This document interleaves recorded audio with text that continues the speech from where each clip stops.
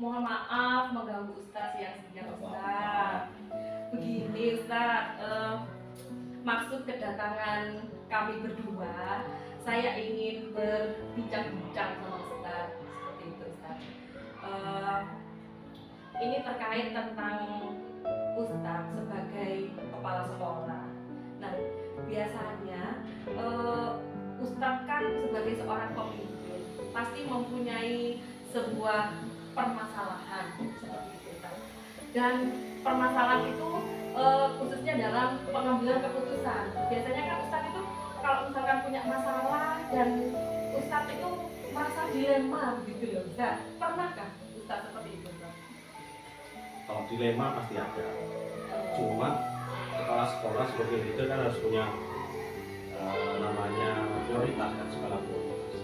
Mana yang lebih prioritas ya itu diambil. Itu saja. Yang terpenting kita demokratis. Jadi usulan atau pengambilan kebijakan itu tidak boleh hanya kodon dari kepala sekolah, harus berdasarkan usulan dari bawah, baru kita luruskan di atas, baru kepala sekolah ngambil keputusan.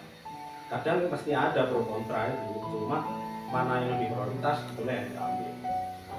Nah, selama ini ya, bagaimana Ustaz dapat mengidentifikasi kasus-kasus yang merupakan dilema etika Ustaz ataupun rujukan moral? Rujukan moral yang datangnya dari tenaga pengajar atau karyawan yang lain dari BPK. Ya itu sebenarnya ada banyak. Ketika seorang guru itu sudah terjaring menjadi guru atau tenaga kependidikan di sekolah itu pastinya terkait moralnya sudah terjaring. Tetapi yang namanya manusia pasti ada saja dia lupa. Nah hal itu selalu akan saya ingatkan. Selain memang di sini sudah ada sistem bahwasanya tiap guru itu ada mutabaah atau supervisi tiap bulan, baik itu kinerjanya, baik itu amal yaumiyahnya karena ini sekolah Islam, dan termasuk kesehatannya. Adakah masalah dilema yang lain gitu? Masalah dilema yang lain kadang ini ya, karena guru kita itu banyak yang perempuan dan muda-muda, usianya produktif. Kadang cuti hamil sampai 3 sekaligus. Tambah 2 sakit, akhirnya 5. Ya saya pusing. Saya yang tidak punya kepentingan dengan hamilnya, tapi saya yang tanggung jawab gitu. Itu yang bikin saya sering dilema. Jadi itu kan salah satu dilema apa istilahnya? Di salah satu sisi sekolah tetap membutuhkan tenaga pengajar, di satu sisi saya harus memberikan hak-haknya. Nah, Karena hak cuti, istirahat ketika sakit itu harus saya berikan. Itu dilema. Akan tetapi dengan kondisi seperti ini, humanity atau kemanusiaan saya lebih utamakan. biasa. Nah, untuk selanjutnya ya, bagaimana Ustaz menjalankan pengambilan keputusan di sekolah, terutama untuk kasus-kasus di mana ada dua kepentingan yang sama-sama benar atau sama-sama mengandung nilai kebajikan?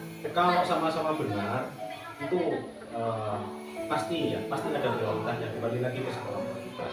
Saya akan melihat indikator-indikator apa yang terkandung dari dua kebenaran itu. Mana indikatornya yang lebih kuat itu yang akan saya ambil. Ya, termasuk dampak negatifnya.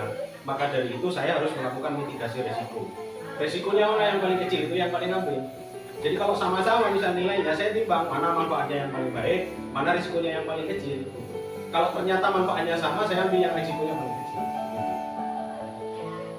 Jadi selain mempertimbangkan manfaat juga resikonya juga. Ya, harus lakukan mitigasi. Itulah dipentingkan di situ namanya soft skill. Jadi kita harus melakukan metakognitif, berpikir caranya berpikir. Tidak hanya sekedar memutuskan. Jadi kemaslahatan itu lebih diutamakan. Maslahat kalau bagi kita maslahat dan mudorot. Oke. Langkah-langkah atau prosedur seperti apa yang biasanya Ustaz lakukan selama ini? Langkah apa ini? Untuk melakukan mitigasi. Ya,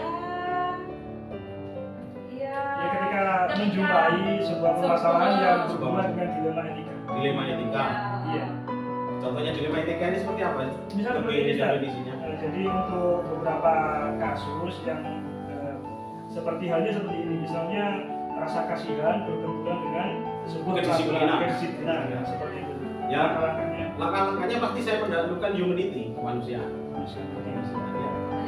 Kembali ke kemanusiaan. Ya. Karena memang ini sekolah kan harus memanusiakan manusia. Ini bukan pabrik, bukan mesin, bukan robot. Ini sekolahnya manusia, bukan sekolahnya robot. Nah, dari itu saya harus berdasarkan dengan humanity, school of human.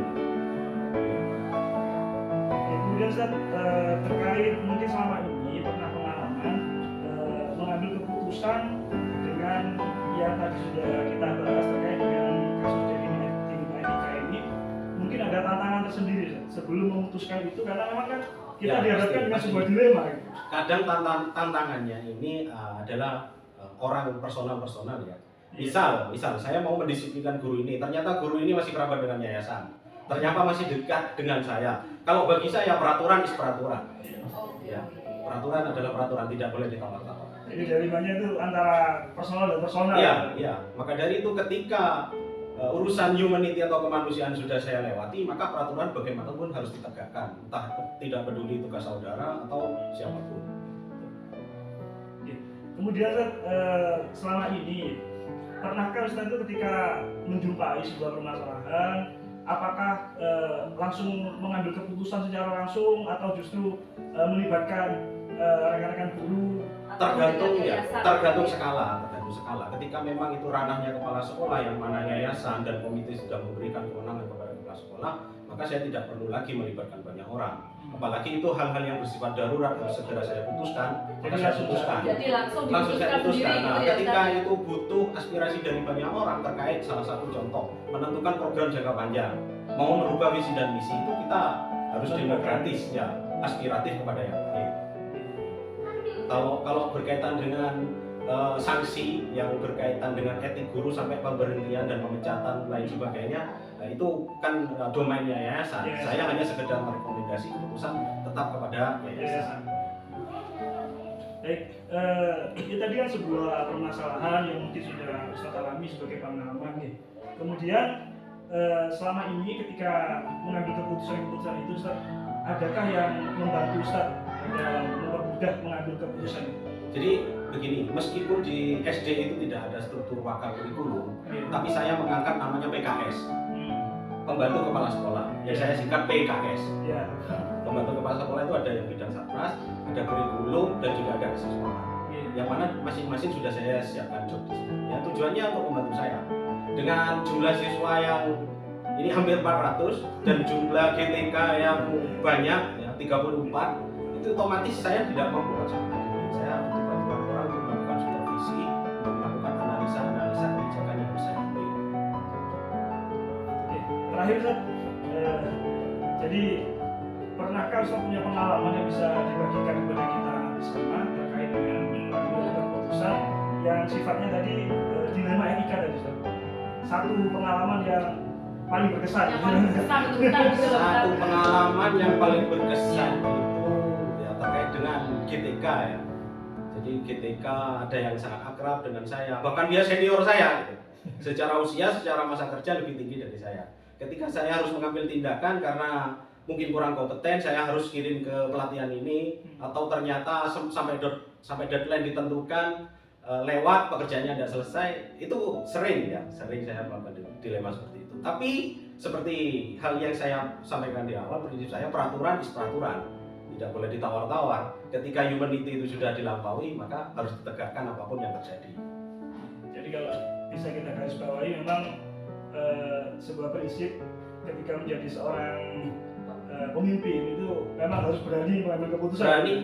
Berani, disiplin. Berani mengambil keputusan, tapi dengan resiko Yang paling minim. Paling minim. Gitu ya, Ustaz ya. Ya, untuk meminimalisir resiko tadi ya kita harus melakukan mitigasi. Bagaimana caranya? Ya kita harus aspiratif terhadap orang lain. Ya, kita tidak harus nunggu kejadian atau permasalahan datang kepada kita, tapi kita harus antisipasi, itu namanya mitigasi. Ya kita bisa melakukan apa istilahnya, diskusi dengan teman-teman, curah pendapat, konsultasi dengan struktur yang ada di atas kita. Nanti akan banyak masukan-masukan. Mitigasi itu lebih kepada pencegahan. Yang paling terakhir terkait dengan perasaan. Iya. Terkait dengan perasaan. Bagaimana selama ini pengalaman Ustaz terkait dengan pengambilan keputusan, tapi dibuat tidak tidur semalaman gitu. Pernah nggak? Pernah nggak Ustaz seperti itu? Kayaknya kalau sampai tidak tidur nggak pernah. Cuma kalau ini bikin galau, Bikin galaunya seperti apa Ustaz? ya galaunya contoh ya, ketika saya harus memberikan sanksi, guru yang tidak masuk kan absennya ada 4. Itu kan saya harus potong Gaji. transport mereka. Saya kadang kasihan juga. Dilema ya, dilema. Ya namanya kita memotong rezekinya orang kan, tetapi itu kembali lagi kepada individu tadi. Karena di awal kita sudah sepakat kan, aturannya kita seperti ini, ayo kita jalankan bareng-bareng. Maka konsekuensinya harus ditanggung bersama. Kita sudah sepakat di awal. Jadi saya tetap laksanakan, meskipun dilema. Karena sesuai dengan peraturan. Iya, karena peraturannya kita sepakati bersama kan, bukan saya otoriter harus begini, kamu harus taat, harus tunduk, enggak kan? Sesuai dengan kesepakatan awal. Iya. Gitu. Dan itu dibikin bersama. Cukup ya Teh? Terima kasih Terima Teh. kasih Ustaz telah mengganggu waktunya. Sudah tugas saya. Oke, assalamualaikum warahmatullahi wabarakatuh.